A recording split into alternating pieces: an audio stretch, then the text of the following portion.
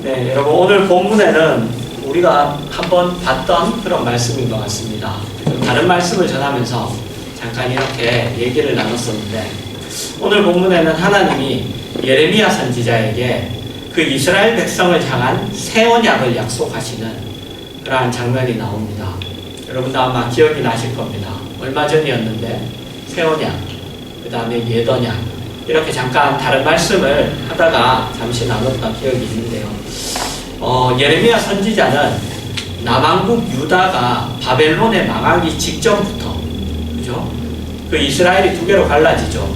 북왕국 이스라엘과 솔로몬 그 왕 이후에, 그리고 남왕국 유다, 이렇게 두 나라로 갈라져서 북왕국 이스라엘은 이미 그 전에 아수르에게 망하고, 아수르라는 나라에게 망하고, 그리고 이제 남왕국 유다가 바벨론에게 이제 망하기 직전, 그때부터 망한 후에 이제 이스라엘 백성들이 바벨론의 포로로 잡혀가죠.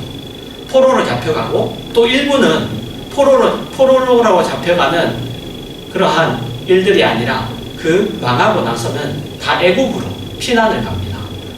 애국으로 이렇게 피난을 가는 그러한 상황을 지내는 그러한 시기에 활동했던 선지자가 바로 예레미야 선지자입니다. 그런 비참하고 절망스러운 나라가 망했죠. 그리고 내 사랑하는 가족들, 이웃들, 우리 민족들이 다 풀뿌리 흩어졌어요. 포로로 잡혀가서 노예 생활을 하고 또 몇몇은 그것을 피해서 애국으로 도망을 가고, 그런 어떻게 보면 가장 비참하고 절망스러운 그러한 상태 속에서 오늘 본문에서 보는 것과 같이 하나님이 이스라엘 백성을 향한 새 언약, 그 새 언약을 하나님이 약속을 하십니다. 언젠가 말씀드린 대로 옛 언약과 새 언약의 내용은 같다고 했죠. 그죠? 옛 언약, 새 언약 이렇게 돼서 뭔가 다른 것 같지만 내용은 똑같습니다. 내용은 뭐냐? 나는 너희의 하나님이 되고 너희는 내 백성이 될 것이다. 그 내용이죠. 그 언약이에요. 그 언약의 내용, 약속하신 내용은 뭐냐? 내가 너희의 하나님이 될 것이고 너희는 내 백성이 될 것이다 라는 그 약속입니다. 그러나 옛 언약과 새 언약의 차이점은 뭐냐? 그 언약을 완성하는 방법에 있다고 했죠. 그 언약을 완성하는 방법. 하나님이 새 언약을 이제 약속하시며 말씀하십니다. 내가 새 언약을 너희와 맺겠다. 내가 너희의 남편이 되어 너희를 큰 능력으로 애굽에서 이렇게 구원해냈으나 너희는 결국 순종하지 않았다. 이제는 내가 너희 마음에 나의 법을 두겠다. 그렇게 해서 반드시 너희를 승리하는 자, 성공하는 자로 만들겠다라고 그렇게 약속하십니다. 하나님이 그분의 창조의 목적으로 약속된 그 일을 완성하기 위하여 내가 친히 너희의 마음이 되겠다. 너희의 심장이 되겠다. 그렇게 약속하시기 때문에 옛 언약, 새 언약이라고 구별하여 이렇게 이야기를 합니다. 여기서 우리는 이런 너무나 당연하고 좀 고전적인 질문을 할 수 있습니다. 여러분, 하나님이 새 언약을 지금 어차피 새 언약을 주실 거라면 하나님이 이스라엘 백성에게 새 언약을 이렇게 주시는데 그러면 처음부터 새 언약을 주시면 되지. 처음부터 새 언약을 주시면 되는 것 아닌가? 왜 우리에게 이런 비참한 상황과 절망스러운 상태에 와서야, 우리가 이런 일을 당하고서야 왜 새 언약이 주어지는가? 처음부터 새 언약을 주시면 되지.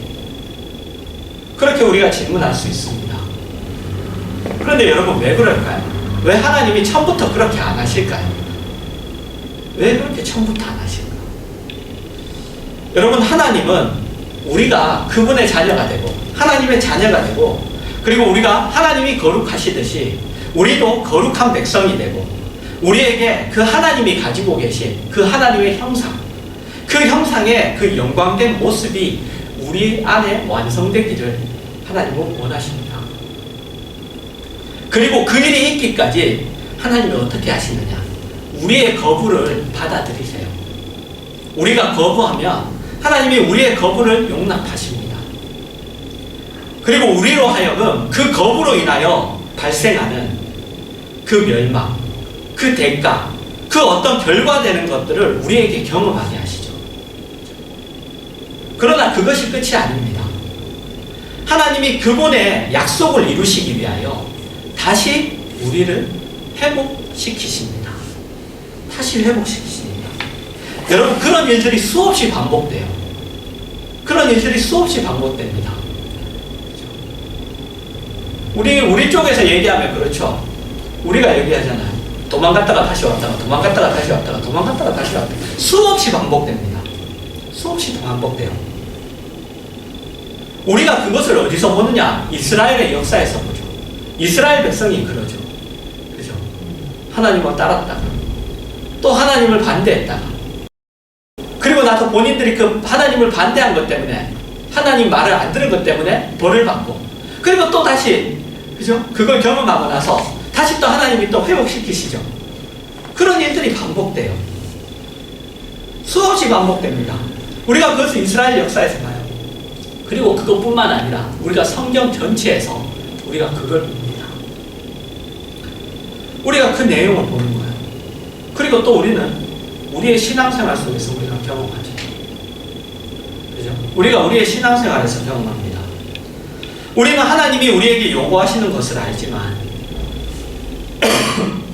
지키지 못하여서 체념하고, 때로는 반항하고, 도망가다가, 그래서 비참하고, 그리고 외롭고, 그리고 굶주리는 그러한 일들을 겪고 탄식하고 비명을 지르죠.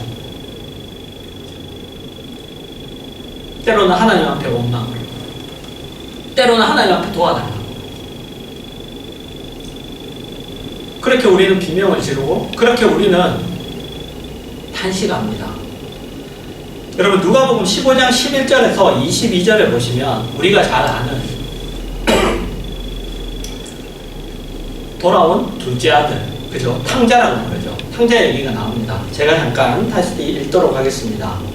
또 이르시되 어떤 사람에게 두 아들이 있는데 그 둘째가 아버지에게 말하되 아버지의 재산 중에서 내게 돌아올 분깃을 내게 주소서 하는지라.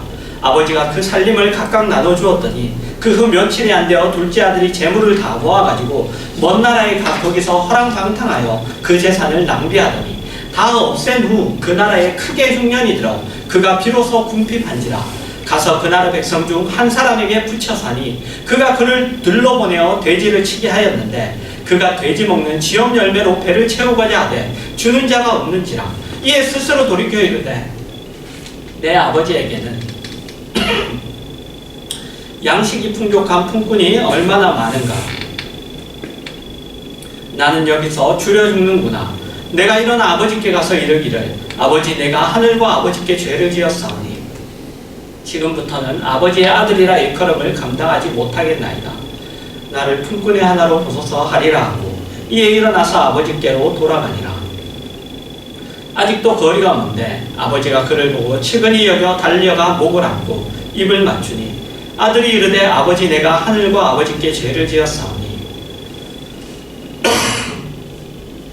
지금부터는 아버지의 아들이라 일컬음을 감당하지 못하겠나이다 하나 아버지는 종들에게 이르되 제일 좋은 옷을 내어다가 입히고 손에 가락지를 끼우고 발에 신을 신기라.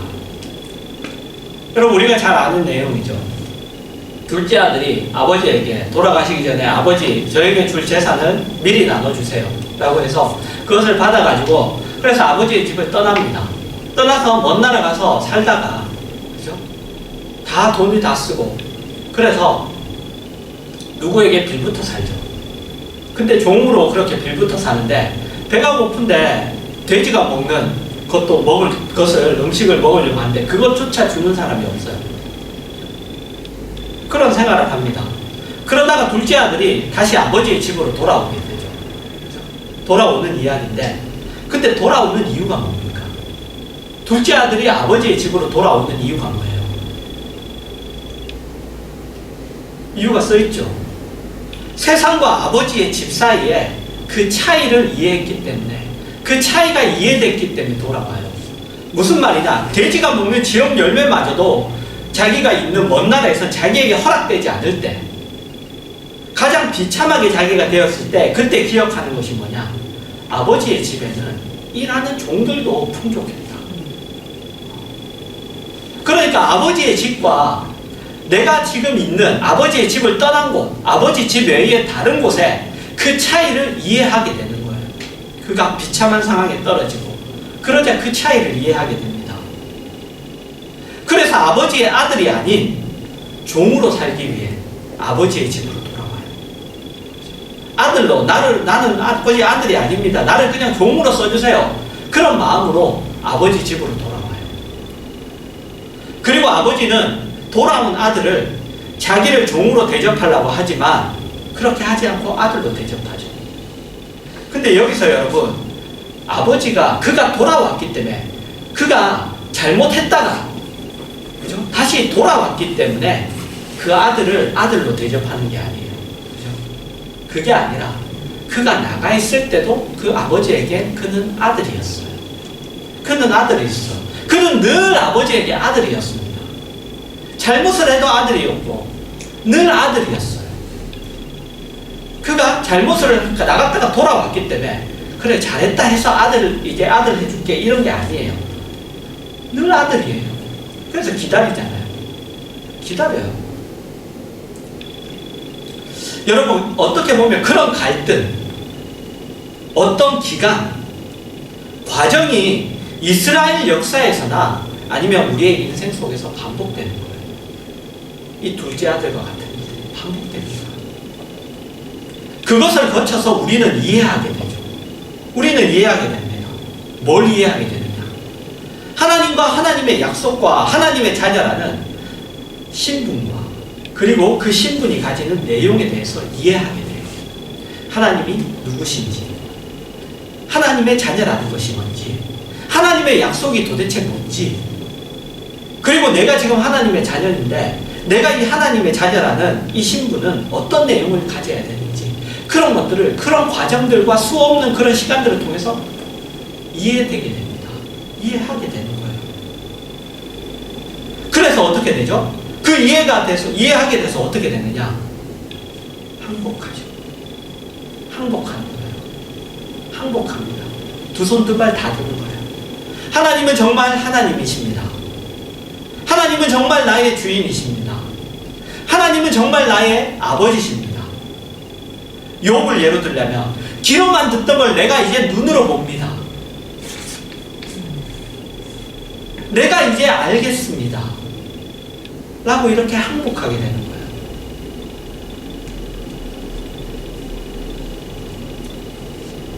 이 자발적인 항복이에요.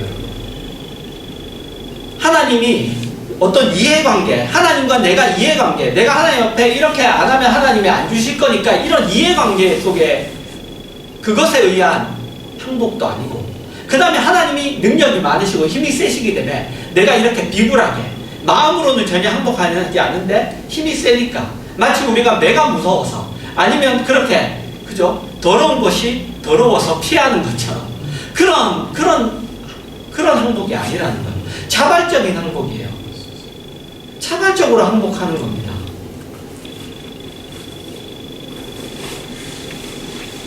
그런 항복이야. 하나님과 하나님의 약속과 하나님은 누구시고 하나님이 나에게 약속한 건 얼마나 굉장한 것이구나, 하나님의 자녀라는 이 신분과 그리고 그 내용은 정말 대단한 것이구나 라는 그런 자발적인 항복. 여러분 자발적인 항복이 왜 필요해요? 왜냐하면 사랑은 여러분 자발적인 항복을 필요로 하기 때문에. 여러분 사랑하는 관계에는 자발적인 항복이 있어요. 그 항복이 없으면 여러분 사랑하는 관계가 될 수가 없어요. 그건 단지 사랑을 가장한, 그냥 정말로 내가 누구를 사랑한다는 건 그 사람에게 내가 항복하는 거예요. 내 마음과 내가 모든 것을. 여러분 로마서 3장 23절과 24절입니다. 모든 사람이 죄를 범하였음에 하나님의 영광에 이르지 못하더니 그리스도 예수 안에 있는 속량으로 말미암아 하나님의 은혜로 값없이 의롭다 하심을 얻은 자 되었느니라.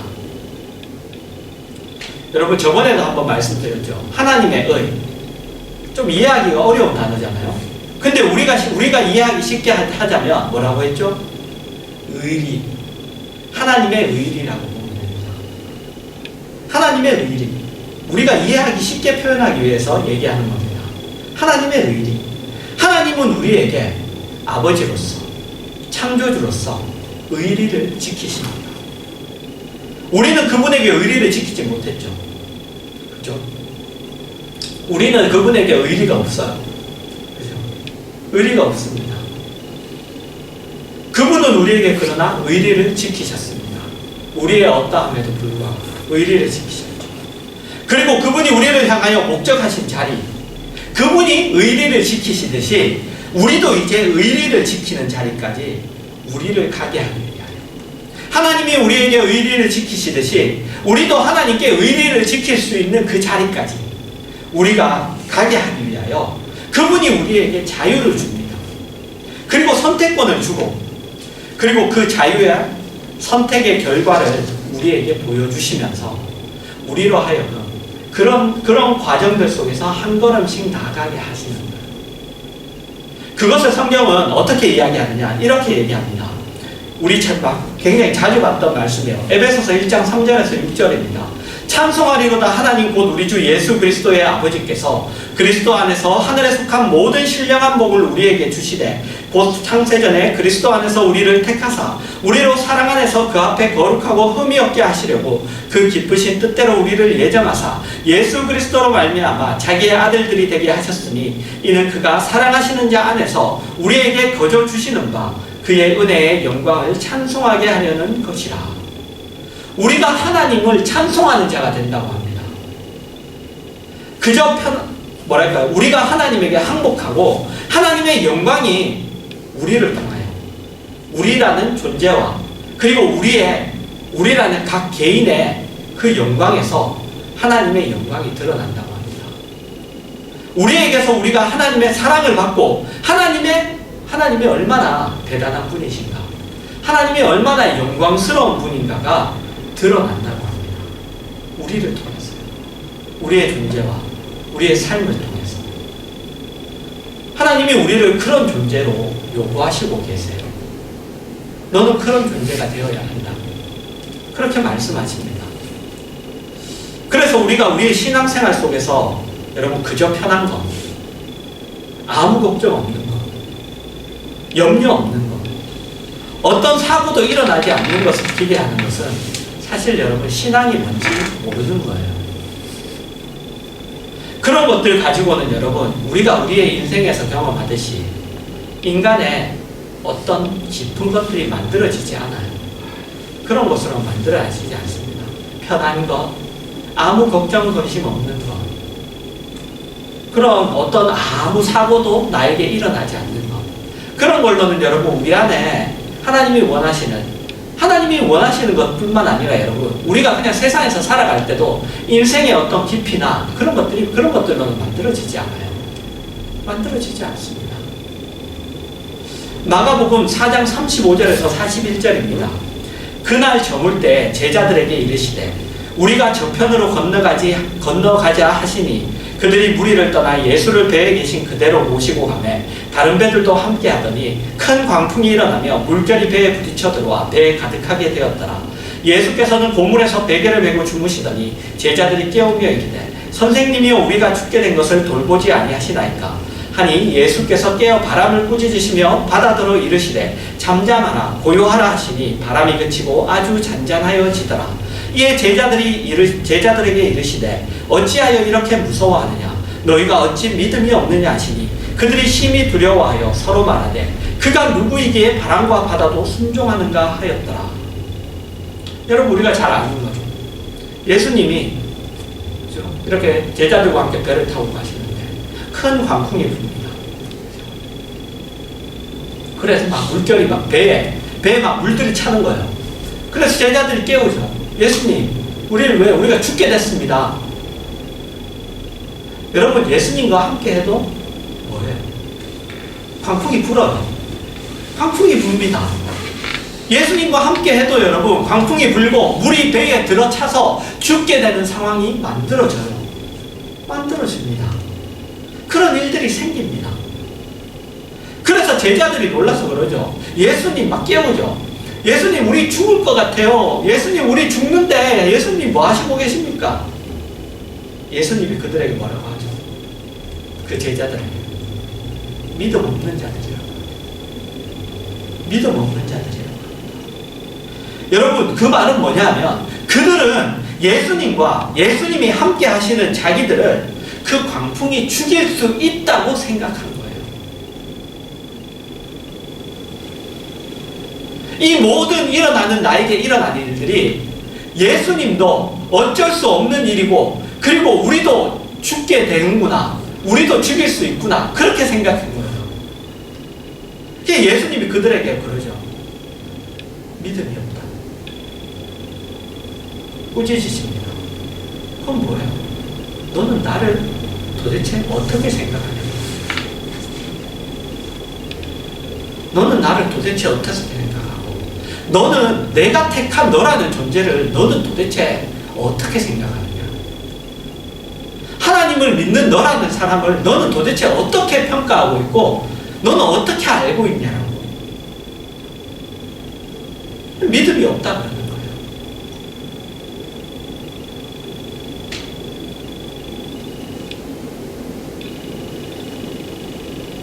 그래서 여러분, 우리에게 수많은 이런 과정들이 반복이 돼요.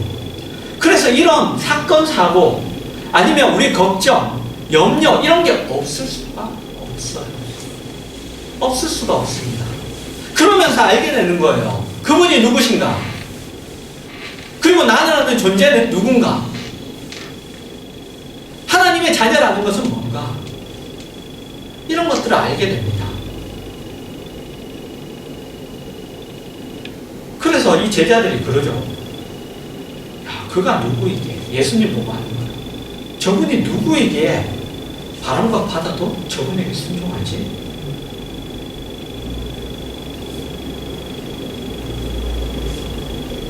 본인들이 그러한 모습들을 겪으면서 때로는 우중도 나면서 그러면서 알아가는 겁니다. 그러면 이제 우리에게 이런 질문이 생겨요. 하나님의 약속을 우리가 알고 있고, 그죠? 우리가 하나님이 우리를 어떻게 하시기를 원하신다는 거 알고 있죠. 그리고 그것을 우리가 믿고 있어요. 믿고 있는데 그럼에도 불구하고 우리의 실패와 우리의 잘못된 선택들 우리가 하잖아요. 우리가 잘못된 선택을 하고 우리가 실패하고 하나님의 약속을 지키지 못하죠. 그런데 이런 우리에게 그 약속이, 하나님이 하신 약속이 어떻게 열매를 맺을 것인가? 그렇죠? 우리는 우리대로 실패하고 있고 하나님은 하나님대로 약속하고 있는데, 근데 이 두 개가 어떻게 보면 전혀 상관없는, 반대되는 이 두 개가 어떻게 버무려져서 우리에게 열매를 맺게 되는가라는 거죠. 로마서 7장 22절부터 25절입니다. 내 속사람으로는 하나님의 법을 즐거워하되 내 지체 속에서 한 다른 법이 내 마음의 법과 싸워 내 지체 속에 있는 죄의 법으로 나를 사로잡는 것을 보는도다. 오호라, 나는 공고한 사람이로다. 이 사망의 몸에서 누가 나를 건져내랴? 우리 주 예수 그리스도로 말미암아 하나님께 감사하리로다. 그런즉 내 자신이 마음으로는 하나님의 법을, 육신으로는 죄의 법을 섬기노라.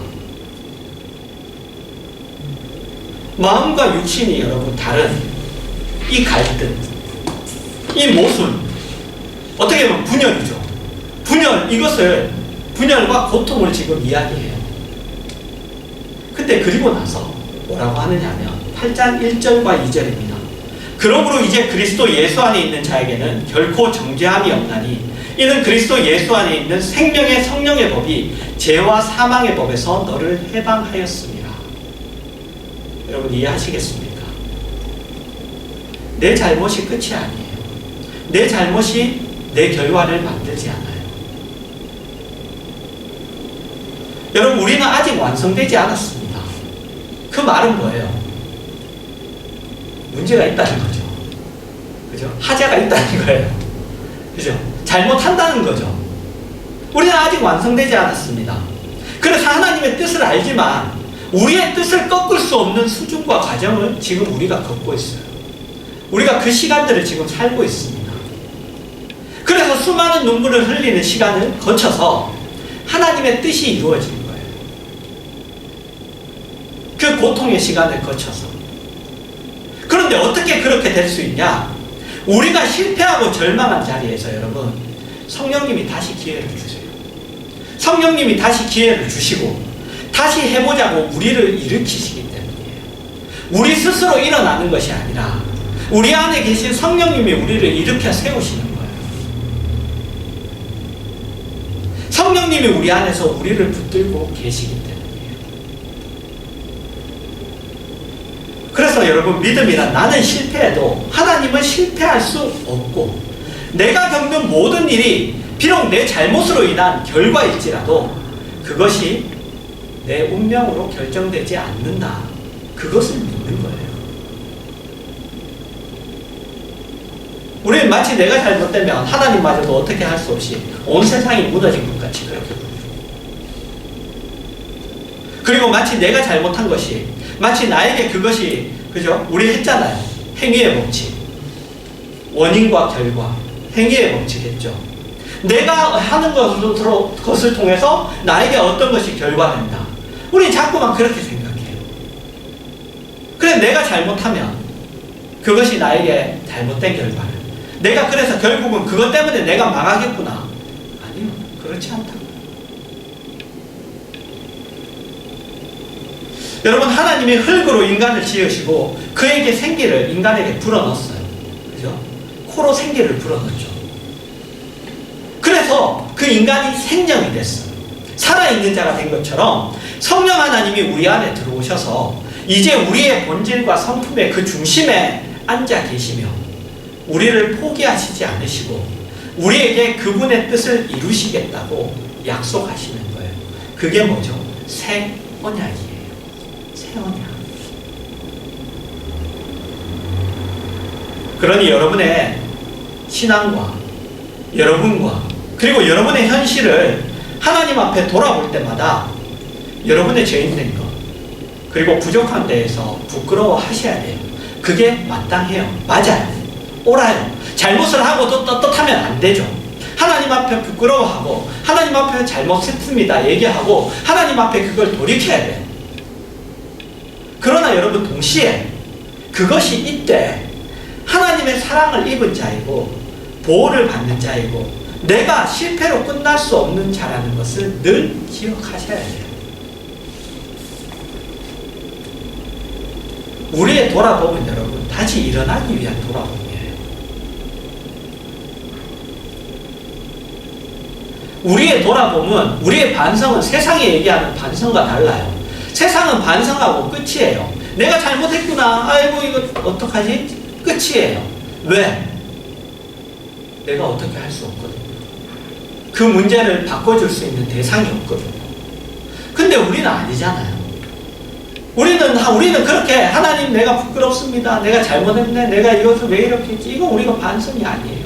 이것은 다른 것을, 그것은 그냥 내가 그냥 반성하기 위한 반성이 아니라 내가 다르게 살기 위한 거예요. 그래서 내가 그걸 확인하는 겁니다. 여러분, 우리는 그런 자예요. 우리가 그것을 늘 확인해야 돼요. 우리가 쓰러진 자리에서. 물론 그것이 수없이 반복될 거예요. 그렇죠? 지금도 우리가 반복하고 있죠. 잘못했습니다 했다가 또 딴짓하고 또 그러다가 또 한 대 맞고 와서 잘못했습니다 그러고 딴짓하고 내 선택의 결과를 내가 보고 나서 다시 또 하나님, 맞죠? 우리 탕자죠. 다시 또 돌아와서 또 그렇죠? 그것이 수없이 반복될 거예요. 그러나 그 많은 실패, 어떤 후회들이 결코 여러분 필요 없는 일들이 아니에요. 필요 없지 않죠. 우리의 인생에는 헛된 것이 없습니다. 우리의 인생에는 헛된 것이 없어요. 그 우리의 그런 것들, 우리의 실패마저도 그것들이 일을 한다고 성경이 약속하는 거예요. 그것들마저도 우리에게 하나님의 목적을 위해서 일한다고 말하는 거예요. 여러분, 로마서 5장 17절입니다. 한 사람의 범죄로 말미암아 사망이 그 한 사람을 통하여 왕노릇하였은즉 더욱 은혜와 의의 선물을 넘치게 만든 자들은 한 분 예수 그리스도를 통하여 생명 안에서 왕노릇하리로다. 누가 왕노릇한다는 거죠? 예수 그리스도가. 우리 안에 이제 예수 그리스도가 왕노릇하는 거예요. 우리가 그 세상 속에 살고 있는 거예요. 그 세상 속에서. 그분이 왕인데 우리가 잘못한 게 뭔가 한다고 해서 뭔가 바뀌어요? 안 바뀐다고요. 그분이 왕노릇합니다. 그것이 여러분, 우리가 사망으로 끝나는 그 역사를 뒤집었어요. 죽음으로 끝날 수밖에 없는 우리의 존재를 뒤집었다고요. 그리고 예수님이 하신 그 일을 성령 하나님이 지금 우리 각각의 존재와 우리 삶에 오셔서 지금 참여하시고 계세요. 여러분, 그 일은 꼭 행복하고 벅차고 모든 문제가 해결나는 그런 감격과 환희가 일어나는 것이 아니라, 여러분 언제 나이 먹는지 아세요? 여러분 나이 먹는 걸 느끼세요? 네 하면 안 되는데. 뭐냐면 여러분, 제가 얘기하는 것은 나이가 먹었다는 어떤 나이가 먹는 것들을 내가 경험하는 순간들이 잘 없어요. 무슨 얘기냐? 지나고 보니 내가 나이가 먹은 거예요. 지나고 보니 내가 나이가 먹은 걸 발견하는 거예요. 어떤 사건, 어떤 문제가 나를 나이 먹게 했다. 나는 이것 때문에 나이 먹었다. 나는 이것 때문에 나이 먹었다. 이게 아니에요. 지나고 보니 나도 모르게 내가 나이가 먹은 걸 발견하는 거예요. 여러분, 성령이 함께 한다는 건 그런 겁니다. 그런 거예요. 이것 때문에 내가 변하고 이것 때문에 변하고 그게 아니라 내가 성령님과 함께 하다 보니까 어느새 내가 변한 거를 나도 모르게, 나도 눈치 못 채는데 보니까 내가 변해 있는 거예요. 여러분, 그렇게 일어나요. 그렇게 일어나요. 그래서 우리는 그러죠. 나이가 들어보니까 뭐라고 그러죠? 내가 나이 들어보니, 우리 세상에서 얘기하잖아. 내가 젊을 때는 몰랐는데 내가 나이가 들어보니까 이제 알겠다. 나이가 들어보니까 옛날 어른들이 했던 말 틀린 게 하나도 없구나. 신앙도 마찬가지라고요. 성령님과 그렇게 하고 내가 언제 이렇게 됐지 하고 보니까 내가 알게 되는 거예요. 그때 내가 이거 몰랐는데 이게 이거구나. 하나님이 이렇게 하시려고 이렇게 했구나. 그때 아는 거예요. 여러분, 우리에게는 과거의 모든 실수들이 우리를 하나님 앞으로 이끌고 있고, 우리를 영생으로 인도하고 있고, 지혜롭고 너그럽고 복되게 우리와 우리의 인생을 만들어가고 있어요. 우리의 모든 실수들이 그렇게 만들고 있다는 거예요. 우리가 여러분 그런 존재예요. 그 실수들마저도 하나님의 뜻을 향하여 만들어 가도록 사용되고 있는, 지난 시간에도 얘기했죠. 세상마저도 조연이에요. 그렇죠? 세상마저도, 그리고 사탄마저도 조연이라고요. 우리를 만들기 위한, 하나님의 세상 속에서 우리를 만들기 위한 조연이에요. 욥에게 허락하시잖아요. 사탄이 시험하는 것을. 조연이에요. 사탄마저도. 아무리 그런 잘못과 실수들이 우리를 잘못되게 못해요. 우리를 만드는 거예요. 여러분, 오늘 말씀으로 여러분이 그런 신앙과 현실을 겪고 있다는 걸 아시기 바랍니다. 내가 지금 살아가고 있는 현실, 내가 당하고 있는 일들, 우리가 그런 지금 것들 속에서 우리가 지금 걷고 있다는 걸 아시고, 그래서 여러분 절망하지 마시고, 내가 믿는 게 아닌가? 하나님은 안 계신 게 아닌가? 이게 아니라 여러분, 이게 아니잖아요. 아니까. 그래서 여러분들의 신앙생활과 믿음에 확신이 있어야 되는 거예요. 확신. 모르는데 확신은 없죠. 그냥 알면서 확신에 가는 거예요. 그러한 확신이 여러분 가운데 있기를 주님의 이름으로 축원합니다.